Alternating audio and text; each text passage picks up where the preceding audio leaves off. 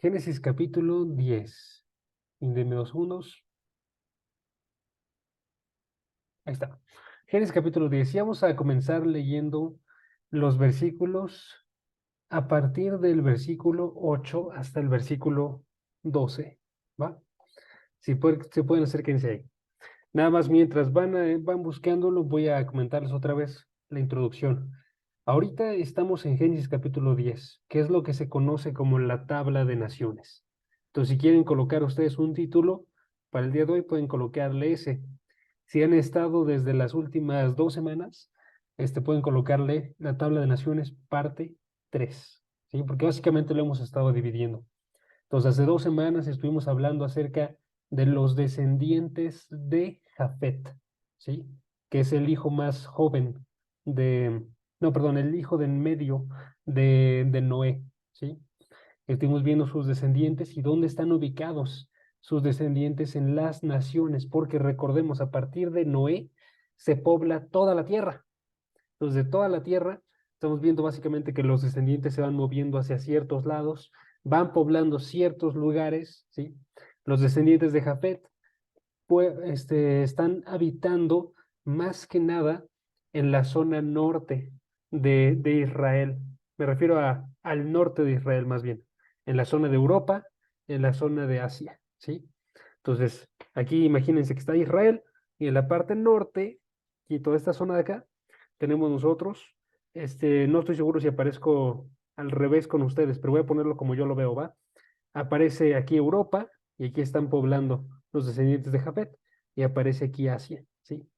Como apenas son las primeras generaciones, apenas se están moviendo poco a poco, ¿no? Entonces los descendientes de Jafet llegan a poblar la zona que después se convierte en Grecia, llegan a poblar la zona que es del sur de Rusia, llegan a poblar entonces toda Asia, toda esta parte de Asia Menor, ¿no? Pero todavía no llegan hasta lo que sería China, hasta lo que sería el este de Rusia, todavía no, ¿no? Pero están llegando a toda esta zona, hasta donde vamos nosotros, en este tiempo de la palabra, ¿no? Y los descendientes de Cam, que estuvimos observando la semana pasada. Los descendientes de Cam, regresamos al mapa, está aquí Israel, está aquí la zona de Palestina, y abajo tenemos nosotros África, el mar Mediterráneo, y aquí está la parte norte de África, ¿sí? Donde se encontrará después Egipto, donde se encontrará también después, mucho después, en la parte de Arabia, lo que sería Yemen, por ejemplo, están poblando esa zona de aquí, ¿sí? Y faltan los descendientes de una nación, que son los descendientes de Sem. Pero antes de que lleguemos a ellos, tenemos que pasar por estos versículos. Génesis 10, versículo 8 al versículo 12, que hacen algo extraño para este pasaje, porque hasta ahorita hemos visto puros descendientes enlistados, pero lo que hacen estos versículos 8 al 12 es que dentro de esta genealogía ahora se concentra en un solo personaje, que es el personaje de Nimrod. Nimrod, chequen el versículo 8. Versículo 8 dice, Cus fue el padre de Nimrod, que llegó a ser poderoso en la tierra. Es todavía más raro porque hasta este momento no había aparecido Nimrod, ¿saben? Ya vimos varios descendientes de Cus la semana pasada, pero no había aparecido Nimrod. ¿Por qué ahora está haciendo este paréntesis entonces este pasaje? Y básicamente lo está haciendo el pasaje, les digo la razón, porque quiere concentrarse en este personaje Nimrod como el personaje que ejemplifica los corazones de todos los demás, ¿sí? Es como el personaje, podríamos decirlo así, ideal, que está representando el espíritu que hay en todos los descendientes de Cama.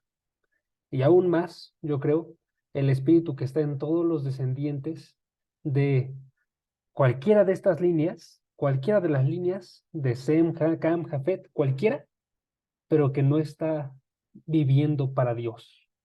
O sea, está representando al hombre perdido, básicamente, ¿sí? Entonces, Nimrod se convierte en un personaje que a través de su descripción nos describe cómo es el hombre sin Dios, en otras palabras, ¿sí? ¿Ok? Vamos a observar entonces cómo es este hombre sin Dios. Esto es bien, bien importante, hermanos, porque esto nos apunta al motivo por el cual Dios escribe esta genealogía. Y también hace un enlace con el siguiente capítulo, porque si se acuerdan ustedes del siguiente capítulo, en el capítulo 11 de Génesis, vamos a ver la Torre de Babel. Y en esta misma Torre de Babel se ejemplifica lo mismo que está ahorita con el personaje de Nimrod. ¿Sí? Se ve a una gente perdida sin Dios, que va a ser juzgada. Entonces tenemos que entender nosotros cómo es que es una persona así. Bueno, vamos a observarlo. Dice el versículo 8, Cus fue el padre de Nimrod, que llegó a ser poderoso en la tierra. Ok. Noten que hasta este momento podríamos decir nosotros, no hay nada malo en lo que acabamos de leer, ¿no? Se dijo fue poderoso y se puede ser poderoso bueno, ¿sí? Por ejemplo, esa parte de poderoso es la misma descripción que se le da a los principales generales del ejército de David. ¿Se acuerdan ustedes de eso? David tenía a sus hombres y estos hombres se dice eran poderosos, ¿sí? Eran fuertes. Ok, entonces ser poderoso no es como tal malo, pero en este caso, en el caso de Nimrod, sí lo es. Y se observa esto básicamente en la descripción que vamos a tener nosotros de qué significaba su poder y en su mismo nombre. Vamos a comenzar con el nombre, ¿va? El nombre de Nimrod significa rebeldía, ¿sí? Significa rebeldía. En otras palabras, ahí desde ese momento ya se nos está diciendo, no es alguien que tiene que ser seguido, ¿sí? Está diciendo ahí, el espíritu de Nimrod era de aquel que no sigue a Dios. Es aquel que está de una forma rebelde y se aleja de Dios. Y noten qué es lo que hace. Lo que hace este personaje es que se vuelve poderoso en la tierra porque él construye reinos y se hace muy influente. Entonces, por eso se dice, chequen, llegó a ser poderoso en la tierra. Versículo 9. Él fue un poderoso cazador delante del Señor. Por tanto, se dice, como Nimrod, poderoso cazador delante del Señor. ¿Ok? Aquí es bien importante saber un poco de la cultura de la antigüedad y básicamente lo que nos tenemos que concentrar es a qué se refiere cuando dice poderoso cazador. ¿Sí? Porque tú y yo, quizás leyéndolo aquí en el siglo XXI, podemos decir, no, pues hace referencia a que él solía cazar mucho, ¿no? Iba a, a los lugares en los cuales había sabana y se ponía a cazar leones o se ponía a cazar cualquier animal, no estoy seguro de qué animal podríamos poner nosotros, ¿no? Pero eso no es lo que hace referencia. En parte, podría decirse que se pensaba que sí, pero aquí les va. Básicamente, los gobernantes de la antigüedad se llamaban a sí mismos cazadores, pero era de una forma metafórica. O sea, no estaba haciendo referencia a que él salía y iba a cazar, sino que cuando hacía referencia a esta parte de cazar, estaba haciendo referencia a sus conquistas, como es que él iba a tierras y a través de violencia conquistaba esos lugares. Entonces se hacía de un reino y después de eso se hacía de un imperio. ¿Por qué? Porque era un poderoso cazador que iba entonces no conquistando animales, sino, más bien no cazando animales, sino cazando hombres. Entonces noten aquí, se está observando un hombre que es conocido por su fuerza y su violencia, que está capturando ciudades para hacerlas para sí mismo, ¿sí? Y que es reconocido delante de todas las personas de esta forma. Por eso es que se dice, como un proverbio, chequen, versículo 9, por tanto se dice, como Nimrod, poderoso cazador del Señor. Eso está diciendo, es una frase común en ese momento. La gente hablaba acerca de Nimrod porque todos lo conocían, todos sabían que él era un gran conquistador, ¿sí? Hasta decían que era un gran conquistador delante de Dios, porque eso es con lo que termina el proverbio, ¿notaron? Porque decía, poderoso cazador delante del Señor, ¿sí? Entonces ellos decían básicamente ese nivel de fuerza, se lo está entregando Dios. Y por eso está teniendo éxito. Entonces, noten lo que se está diciendo. Está diciendo, este es un hombre que es rebelde, es un hombre que es violento, es un hombre que se hace a sí mismo imperios y todos lo reconocen, ¿sí? Es un hombre que todos están, es un hombre que todos están reconociendo, ¿no? Y unido a eso está el hecho de que las personas quieren ser como él, ¿sí?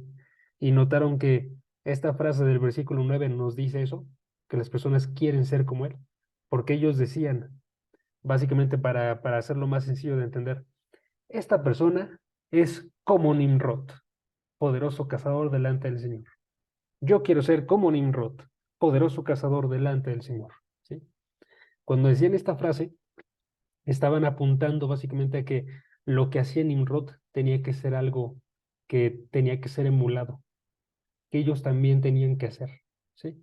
También querían ser poderosos cazadores, ¿ok? Entonces, regresemos a cómo se describe esta persona. Se describe como una persona que es rebelde, una persona que es violenta, una persona que se hace a sí mismo imperios y se hace a sí mismo también este tipo de reconocimiento en frases. O en otras palabras, es un hombre que se autogloría, ¿sí? Es un hombre idólatra, ¿ok? Y todas las personas quieren ser como él, ¿ok? Ahora, aquí es bien importante que nos pongamos a reflexionar en la forma en la que estamos el día de hoy y cómo es que esto puede ser similar a lo que había en la antigüedad, ¿ok? Porque así como en la antigüedad esta persona se autogloriaba a través de hacer los imperios, a través de la violencia y a través de formar una cierta idolatría para él mismo, el día de hoy existe una forma de hacer eso, ¿saben?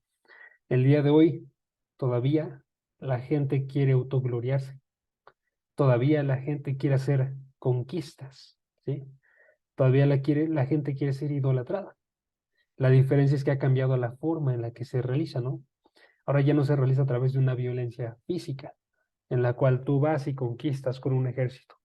Ahora la forma en la que se realiza es completamente otra diferente. Y de hecho hay muchas formas que pueden suceder.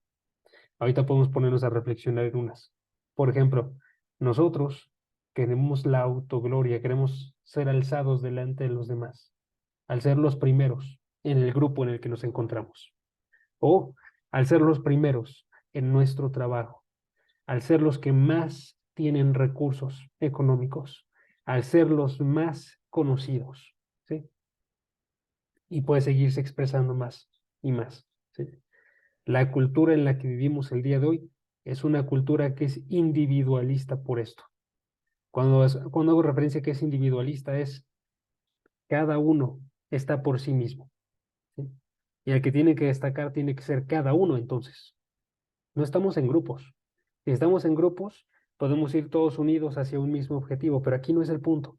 Aquí en nuestra cultura el punto es que uno destaque y ese uno tengo que ser yo. Así sería lo que diría esta cultura, ¿sí? Entonces noten que este Nimrod sigue siendo un buen ejemplo de cómo somos el día de hoy, como todos nosotros queremos alejarnos por completo de la forma de Dios, que no es alzarnos a nosotros, ¿sí? Sino alzarlo a Él y buscar nuestra, nuestro éxito, nuestra gloria, ¿sí? Entonces hay que tener mucho cuidado, hermanos. Hay que tener muchísimo cuidado. Esto lo digo sobre todo porque estamos en un grupo de jóvenes, ¿no? Estamos en un grupo de gente que todavía está decidiendo qué harán con su vida y pueden decidir vivir para sí mismos todavía el día de hoy. Entonces no tenemos que buscar esa decisión, hermanos. Puede salir muy bien para algunos en este momento, ¿sí? Para Nimrod le salió muy bien al inicio, porque se cuenta en los versículos que vamos a seguir viendo ahorita, que él hizo su reino, que él conquistó el territorio de Babel, Erec, Akkad, Calne, que estuvo en la tierra de Asiria y edificó Nínive, Rehobot, Ir, Cala y Resén, ¿no? Se dice que él tuvo mucho éxito, pero tenemos que preguntarnos qué tanto ese éxito estaba delante de Dios. ¿Sí? Aquí les voy a contar algo un poquito más personal. En algún momento, hermanos, yo tuve una amistad que se veía muy, muy metida dentro de la congregación, que estaba buscando, parecía estar exaltando el nombre de Dios, que de forma constante estaba obrando para, ¿sí? Pero sucedió algo que básicamente sacó a esta persona de la iglesia, la sacó de la congregación. Todavía dice esta persona que cree en Dios, pero cambió totalmente, drásticamente toda la forma en la que vive después de que salió. Y eso no es una coincidencia, ¿eh? Eso está muy, muy ligado, de hecho, y se puede ver bíblicamente. A partir de que salió, empezó a buscar exaltarse dentro de las redes, buscar conseguir todo lo que quería, los viajes, el trabajo, la pareja, aun cuando no fuera dentro de lo que Dios quería. Y tuvo éxito, ¿sí? Por eso es que les cuento esto, ¿no? No, porque quiero que sepan, o sea, sí pueden tener éxito. Por supuesto que van a poder tener éxito si ustedes deciden, ya no voy a seguir en el camino de Dios y voy a alejarme. Pero les prometo que ese éxito no luce delante de Dios, solamente luce delante de otros hombres y ahorita. Pero comparado con la eternidad, no vale absolutamente nada, ¿sí? A mí me gusta mucho unos versículos que están en Marcos capítulo 8. Si pueden, acérquense ahí, que yo creo que transmiten bien esta idea, ¿no? En Marcos capítulo 8 se nos habla acerca de cómo es que el que siga a Jesucristo tiene que morir a sí mismo, tiene que negarse a sí mismo, ¿sí? Y se nos dice una pregunta muy importante en el versículo 36 de Marcos 8, ¿sí?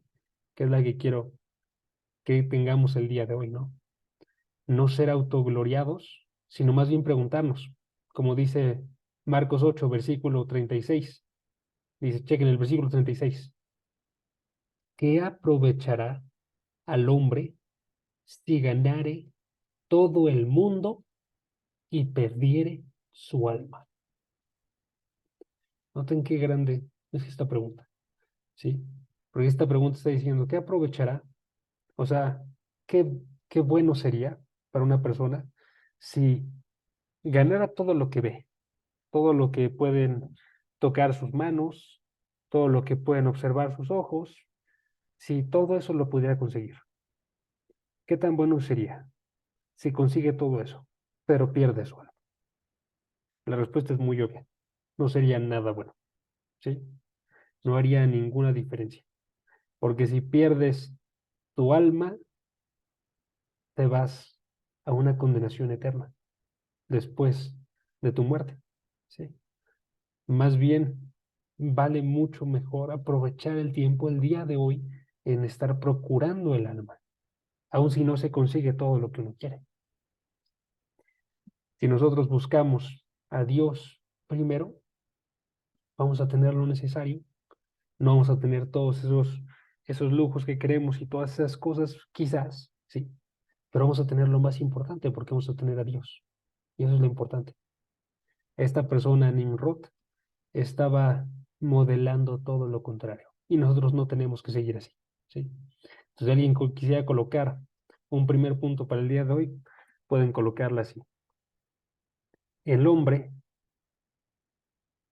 quiere autogloriarse a sí mismo. Y como pregunta para que recordemos que tenemos que aplicarlo a nuestra vida. ¿Tú qué quieres? Ay, al final le agregó una letra de más. Bueno, un símbolo de más. Pero bueno, el hombre quiere autogloriarse a sí mismo. ¿Tú qué quieres? ¿Sí? ¿Quieres hacerte un reino, así como Nimrod, pero ser considerado un rebelde delante de Dios? ¿O prefieres buscar el reino de Dios y su justicia? ¿Sí? Y ser un hombre o una mujer piadoso que, a pesar de que el día de hoy no viva de la forma en la que quisiéramos, ¿no? Porque estamos en un reino que está dominado por Satanás, que aún así tengamos un reino esperándonos en los cielos. ¿Sí? Yo creo que eso vale mucho más la pena, hermanos. Entonces, para no ser como Nimrod. Vamos a regresar a Génesis 10 y vamos a observar qué más se nos dice sobre este personaje. Y esta parte ya es la parte histórica, pero quiero que noten que también destacan algunas cositas.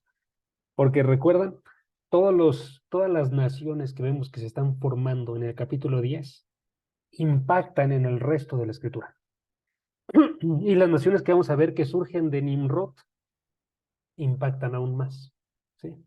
Hay dos en específico que tienen un impacto tremendo en la escritura. Y les va, chequen, vamos a leer el versículo 10. Versículo 10 dice, noten, aquí se está viendo su reino, ¿ok? De Nimrod dice, el comienzo de su reino fue Babel, Erec, Acab, Calne, en la tierra de Sinar.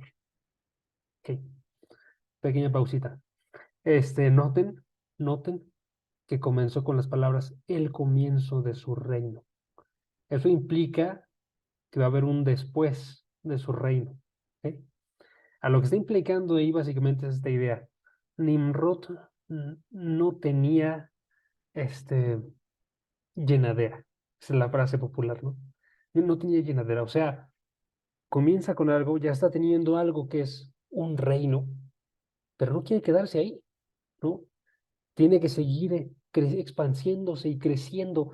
Y lo que se muestra aquí básicamente es que cuando el hombre se autogloria, nunca hay un punto en el cual esté satisfecho. Siempre va a tener que tener más, ¿sí? Del otro lado tenemos nosotros a gente cristiana que con poco está satisfecho. Si tiene mucho de parte de Dios, también está satisfecho. Pero la parte importante es esa, está satisfecho. El ejemplo más grande de esto, probablemente en la escritura, sea, bueno, el ejemplo más grande es Jesucristo, perdónenme. Pero el ejemplo más grande que podemos observar nosotros, dicho en palabras, es el de Pablo, que Pablo dice que aprendió a estar contento en lo poco y a estar contento también con mucho. Filipenses capítulo 4, versículo 11, se nos dice al versículo 13, nada más voy a leer el versículo 12, pero esa es toda la sección que tiene esto. Dice, sé vivir humildemente y sé tener abundancia. En todo y por todo estoy enseñado. Así para estar saciado como para tener hambre, así para tener abundancia como para padecer necesidad. ¿Sí? Pablo estaba diciendo, puedo vivir con poco, puedo vivir con mucho. ¿Sí? Cualquiera de las dos, si viene de parte de Dios, para mí es abundancia. ¿Sí? ¿Por qué? Porque, dice la respuesta en el versículo 13, muy famoso este versículo, todo lo puedo en Cristo que me fortalece. Noten qué importante es eso. Nimrod no podía estar satisfecho con su reino porque él no tenía a Cristo. Pero si tú y yo tenemos a Cristo, podemos estar satisfechos con lo que sea. ¿Sí? Entonces hay que tomar en cuenta esto, hermanos. Una persona que se autogloria no va a estar satisfecha, pero una persona que esté con Cristo va a estarlo. ¿Sí? Regresemos a Génesis 10. Continuaba. El comienzo de su reino. ¿Sí? Porque esa es la primera parte de su reino. En el versículo 11 se va a observar otra parte de su reino y se va a seguir viendo cómo él sigue creciendo este reino para sí mismo. ¿Sí? Chequen, ¿cuál fue el inicio de su reino? El inicio de su reino fue Babel, Erec, Acab y Calne, en la tierra de Sinar. Ok, vamos a colocar un mapita, ¿va? Pero vamos a comenzar diciendo, destaca de estas, sobre todas, una ciudad en específico, que estoy seguro que ya la localizaron, porque es la ciudad que se menciona en el capítulo siguiente, en la torre, ¿sí? Esta ciudad es la ciudad de Babel. Babel era una ciudad antigua, hermanos, que estaba localizada en la región de Mesopotamia, en lo que hoy se conoce como Irak, ¿ok? Es una región muy importante porque primero va a ser visto en el capítulo siguiente, pero también porque es a partir de ahí de donde surge Babilonia. ¿Ok? Entonces tienes Babel como parte del imperio de Nimrod y después surge el imperio de Babilonia, que eso es extremadamente importante para las escrituras porque este imperio de Babilonia es el imperio, es uno de los dos imperios malvados más grandes en la historia de Israel, ¿sí? El otro siendo Asiria, ¿ok? Voy a anotar los nombres por si acaso, Babilonia y Asiria. Y es el que más destaca porque Babilonia se relaciona con esta rebeldía de los hombres, ¿sí? De modo que continúa esa imagen a través de toda la escritura e incluso hasta llegar a Apocalipsis. En Apocalipsis se narra que está la gran ramera, ¿sí? Que es una nueva Babilonia, podríamos decirlo así, ¿sí? Y esta nueva Babilonia está dirigiendo todos los esfuerzos en contra de Dios en el mundo, ¿sí? Entonces noten que esta ciudad de Babilonia representa más que solamente esta ciudad establecida por Nimrod, representa más que solamente una nación, representa al hombre y a su maldad, ¿sí? Babilonia representa al hombre y a su maldad. Y denme 2 segundos, estoy teniendo una dificultad para encontrar el mapa, porque se me olvidó que le íbamos a ocupar ahorita. Entonces denme unos segundos, nada más recordar dónde lo había puesto, o si lo habré borrado. Espero que no.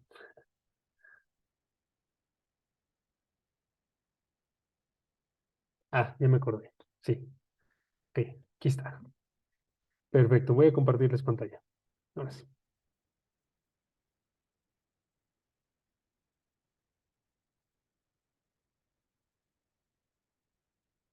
A ver, hermanos, aquí está. Este es el mapa donde se está observando todo el establecimiento de los descendientes de Noé, ¿sí? Si ustedes checan aquí en esta esquina inferior izquierda, van a observar que aparece de color verde los descendientes de Cam. En inglés es Ham, pero es Cam en español, ¿sí? Los descendientes de Cam, ¿sí? En líneas azules aparecen los descendientes de Sem, ¿sí? Y en líneas cafés aparecen los descendientes de Jafet, ¿sí? Como les decía al inicio, los descendientes de Jafet poblan por sobre todo la zona norte, ¿sí? Noten Asia Menor, Europa, descendientes de Jafet, ¿sí? Los descendientes de Sem, les había comentado, se quedaban con esta zona, ¿sí? Y los descendientes de Cam se quedaban sobre todo con la zona de África del Norte, que es esta de aquí, y la zona de Arabia, que es esta zona que está acá, ¿sí? Si vemos aquí el interior de este cuadrado, es la zona de aquí adentro, ¿sí? Aquí Arabia y aquí, ¿sí? Pero noten que destaca uno, ¿no? ¿Cuál destaca? Nimrod. Nimrod sale de esta zona y se encuentra aquí, en la zona de Mesopotamia, donde se establece lo que sería Babel, donde se establece también lo que va a ser Asiria, ¿sí? Que esa es la otra gran nación de maldad que se encuentra en la Biblia, ¿sí? Babilonia y Asiria. Y ambos son establecidos por este mismo personaje, Nimrod, ¿sí? Dos naciones que continúan observándose su maldad a través de toda la Biblia y que por lo mismo, como les comentaba hace un momento, representan al hombre y a su maldad en general, no solamente a las naciones en las cuales se encuentran, sino al hombre y a su maldad en general, ¿sí? Entonces, esta zona que les comentaba, Babel, destaca grandemente, porque a través de esta nación, Babilonia, es que se exilia a todo Israel del sur, ¿sí? Ahí tengo que poner el contexto por si acaso no se ubica. pero vamos a contarlo brevemente, ¿va? Cuando Israel se establece como nación, a través de las conquistas de Josué, a través de las conquistas después de los jueces, llega un punto en el cual establecen reyes. ¿Se acuerdan ustedes de eso? El primer rey que establecen es a Saúl. El segundo rey que establecen es a David. Tercero, Salomón. ¿Ok? Entonces ahí está yendo bien. Y esos tres reyes es lo que se conoce como el periodo del Reino Unido. Está Israel toda como una sola nación. Todos están unidos, todos tienen un mismo motivo, quieren vivir en esta área de Palestina. Este, todo está bien. Todo está siendo un periodo de éxito grandioso. ¿Ok? Pero seguido de Salomón llega un gobernante que básicamente por no escuchar bien los consejos, este, rompe la nación. ¿Sí? Eso se puede observar si ustedes van a Primera de Reyes, capítulo 12. No vamos a ir para allá, pero pueden observarlo ustedes ahí. ¿Sí? Que es este es el hijo de Salomón que se llama Roboam. Roboam. Y básicamente él a través de malas decisiones rompe él con el reino de Israel. Básicamente se rebelan, la mayor parte de las tribus se rebelan en contra de este gobernante, y entonces Israel pasa de ser uno a romperse en dos. Un Israel en el norte, que tiene su capital en Samaria, y otro Israel en el sur, que tiene su capital en Jerusalén. ¿Ok? En nombres, bueno, vamos a dejarlo ahí mejor, nada más para no confundir. ¿Ok? Babilonia es el que conquista el Israel del sur. ¿Sí? Es el que saca a los exiliados, más bien el que exilia a la gente de ahí, entre los cuales después se encuentra, por ejemplo, Daniel, el profeta, ¿no?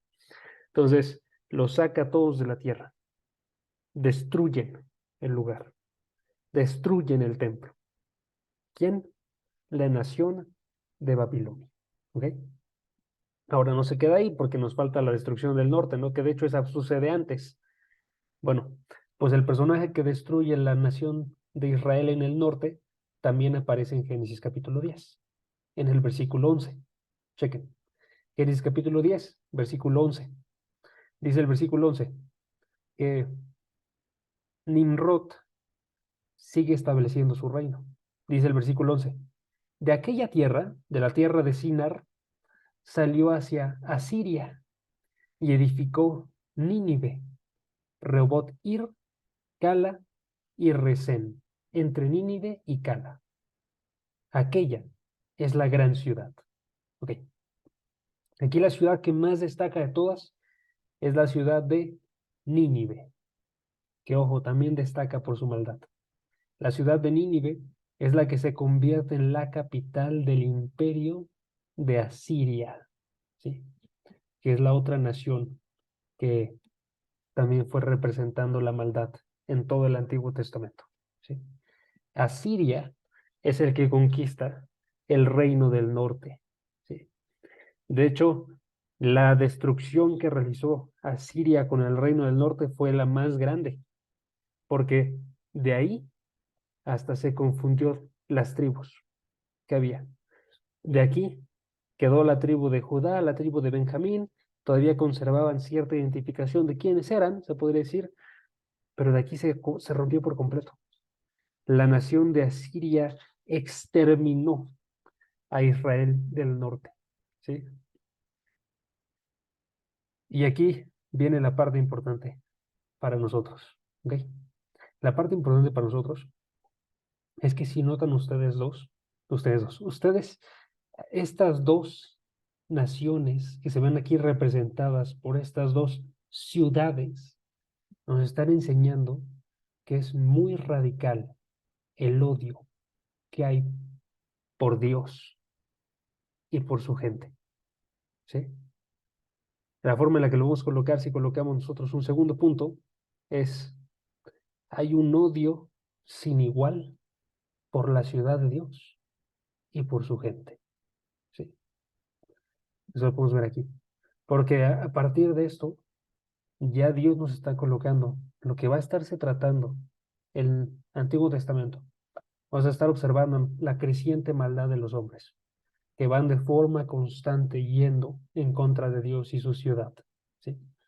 Van a estar viviendo estas ciudades en la autogloria, en la violencia, en la idolatría.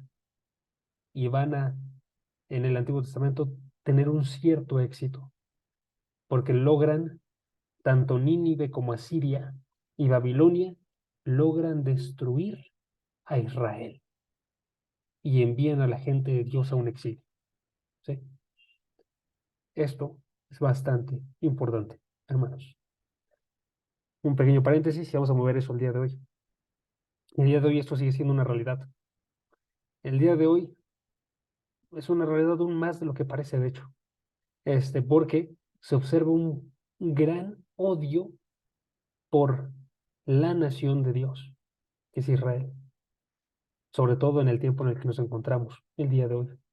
Hermanos, hace unas horas dio la casualidad, porque no estaba haciéndolo a propósito para el estudio, pero dio la casualidad que estaba yo viendo un video sobre una persona judía de Estados Unidos que tiene muchas conferencias, ¿no? Pero por lo mismo que es judío, tiene cierta defensa hacia los judíos, ¿no?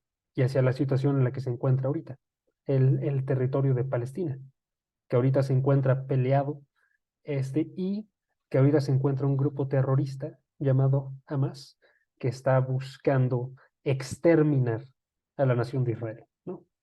Entonces, lo que sucedía en esta conferencia que estaba observando era que recibió unas preguntas, y varias de esas era básicamente acusándolo a él de que no estaba siendo justo, como diciendo que importaban las vidas tanto de los palestinos como de los israelitas, ¿sí? Lo que hizo él básicamente fue decir completamente lo contrario, ¿no? O sea, a él le importan ambas vidas, ¿sí? Le importan tanto las vidas de los palestinos como la vida de los israelitas. Pero lo que sí tenía que destacar, decía él, era que el grupo terrorista no puede existir, básicamente, porque es literalmente un grupo terrorista, lo que estaba diciendo.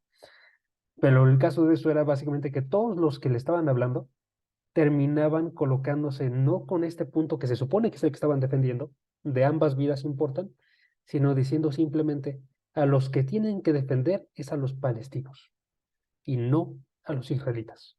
Ese era el punto, ¿ok? Aquí la parte importante que él terminaba diciendo era que cada vez que alguien terminaba de preguntarle, le preguntaba, ok, entonces, ¿qué es lo que tú buscas? Y básicamente la respuesta siempre terminaba siendo la misma, que desapareciera el Estado de Israel.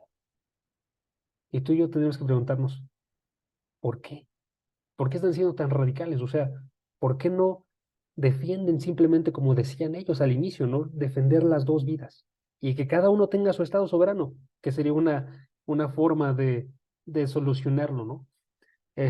¿Por qué en vez de eso, la respuesta de todos ellos, sí que fueron uno tras otro, tras otro, tras otro, siempre fue que desaparezca Israel? ¿Por qué?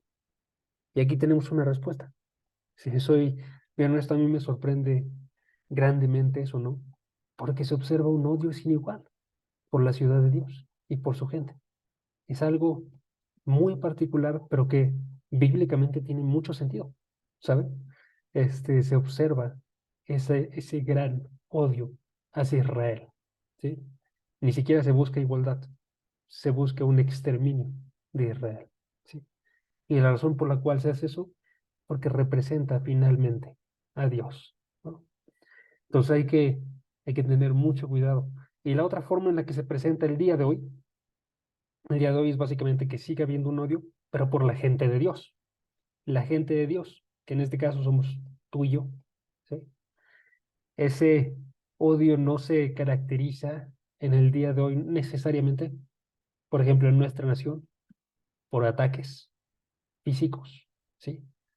Pero sigue habiendo un odio interior, en el cual las personas no quieren a nadie que sea de Dios, ¿sí? Se realiza básicamente una discriminación hacia los pensamientos y en ambos hay que ser bien conscientes de que existe. y una forma de intentar traer a estas personas a la caída, ¿sí? A través de influenciarlos para que dejen la forma de vivir de Dios. ¿Ok? Y esto se está observando desde este momento. Entonces, Nínive, Babel, Babilonia, se ve en su establecimiento desde Génesis capítulo 10, que van a tener una influencia así en el resto de la escritura. ¿Ok? Sin embargo, creo que terminemos con una buena nota. Y es básicamente que, así como se observa que existen desde Génesis capítulo 10, se observa también en el resto de la escritura que no tienen éxito. ¿Sí? Que cuando las personas van en contra de Dios y viven para autogloriarse, cuando son rebeldes y tienen esta idolatría propia, nadie tiene éxito. ¿Sí? Eso se observa, por ejemplo, en la caída de ambos Asiria y Babilonia. Una caída que es predicha de parte de Dios. ¿Y qué sucede? Por ejemplo, acerca de Babilonia, se observa que el profeta Daniel habló de su caída. Pueden irse ustedes a Daniel capítulo 2 y pueden observar cómo es que Daniel interpreta un sueño en el cual se veía una hermosa estatua que representaba a los imperios más grandes de la tierra, entre los cuales estaba primero Babilonia. Y sin embargo, todos estos reinos son destruidos por una roca, que era Cristo. Y Cristo establece su reino. ¿Sí? Y sucedió como se dijo. El imperio cayó. De la misma forma, quiero que destaquemos no solamente que los imperios caen, sino que también la gente en específico cae, ¿sí? Por ejemplo, Nabucodonosor, que era el que estaba gobernando Babilonia, él en algún momento habló también con estos valores de autoidolatría, habló con estos valores de rebeldía, ¿no? Y cayó justo después de eso. En el Daniel capítulo 4, por ejemplo, Daniel capítulo 4, versículo 30 y 31, se observa cómo es que él reflexionó y dijo, ¿no es esta la gran Babilonia que yo he edificado? Noten, estaba exaltándose a sí mismo, decía, yo la hice, ¿no? Yo hice esta gran Babilonia, que si nosotros somos honestos históricamente no era cierto, ¿no? Porque ya vimos que alguien más la estableció, ya vimos que también las conquistas que la hicieron grande, bueno, eso no lo vimos, perdón, pero también podemos ver históricamente que las conquistas que hicieron grande Babilonia no fueron primeramente las de Nabucodonosor, ¿no? Pero él estaba autoexaltándose, él estaba diciendo, yo soy grande, y estaba en rebeldía, ¿sí? Y entonces se nos dice en el versículo 31, aún estaba la palabra en la boca del rey, cuando una voz vino del cielo y dijo, Rey Nabucodonosor, a ti se te declara, el reino te ha sido quitado. ¿Noten? Lo que nos muestra esta palabra es que cualquiera que habla así caerá, ¿sí? Entonces, eso nos enseña algo doble. Primero, nos enseña que el reino en el que vivimos no es eterno, en el que vivimos el día de hoy. Este que ven aquí, este no es eterno, ¿sí? Eso nos enseña a nosotros que la maldad que existe el día de hoy va a ser acabada. Que, por lo tanto, hermanos, no vale la pena vivir para el reino del día de hoy. Si tú y yo nos concentramos solo en esto, vamos a terminar como Nabucodonosor. Si vivimos nosotros con los mismos valores, un día vamos a ser nosotros tirados de la misma forma en la que fue Nabucodonosor, de la misma forma en la que fue Babilonia, de la misma forma en la que fue Asiria. ¿Sí? Tenemos que darnos cuenta, todos estos reinos se terminan. Entonces la segunda lección es, tenemos que vivir para el reino de Dios. ¿Sí? Voy a terminar leyendo un versículo y vamos a orar. ¿Va?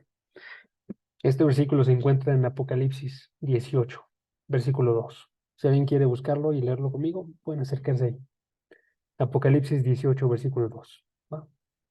Pero mientras les cuento qué está pasando. Y básicamente es esto. En Apocalipsis 18, versículo 2, se ve cómo es que reino de Babilonia, que ha representado la maldad del hombre a través de toda la historia, se concentra y hace y resurge, podríamos decirlo así.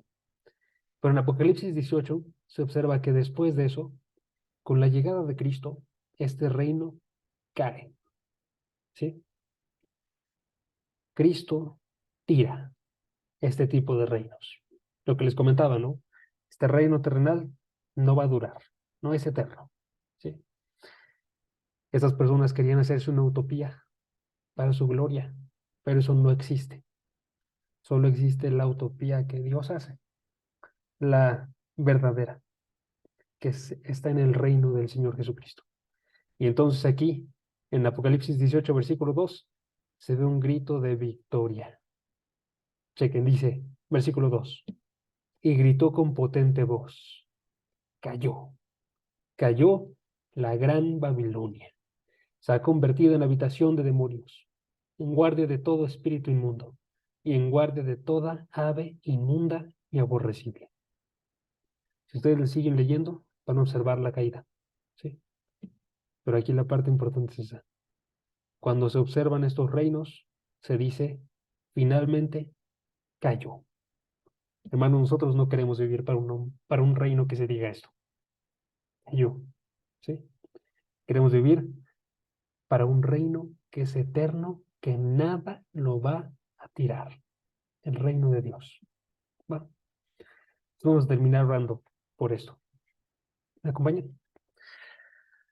Padre, gracias porque tú nos hablas a través de tu palabra y tú nos muestras que tú ya habías establecido todo lo que harías en la historia, aún desde este capítulo tan inicial en la palabra, que tú nos muestras que todos los reinos que hay en esta tierra están debajo de tus manos y que no es un buen propósito estar buscando hacer un reino en esta tierra, que tú nos muestras que los hombres que han buscado establecer reinos para sí mismos como Nimrod, que finalmente son destruidos por su rebeldía, Padre. Que tú nos muestras que estos grandes reinos que representan la maldad de todos los hombres, finalmente son abatidos, Padre.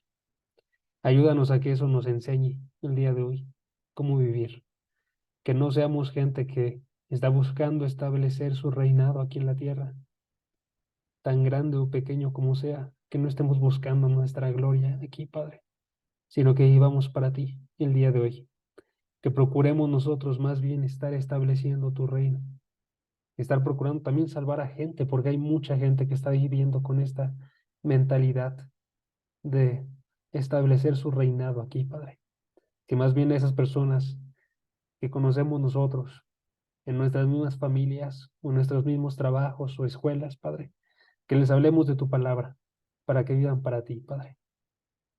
Ayúdanos a ser los primeros que estamos acercándonos a ella y estamos viviendo de una forma correcta con tus valores, viviendo en contentamiento y con la paz que tú nos das, Padre, y que podamos estar predicando nosotros tu palabra para que gente nazca otra vez, Padre. Te doy las gracias porque tú nos hablas a través de todas las partes de la Escritura y te pido para que tú continúes haciendo eso y nos continúes enseñando cómo vivir el día de hoy, Padre. Gracias por cada una de las personas que están aquí conectadas y que esto pueda ser de un poco de edificación para sus vidas, Padre.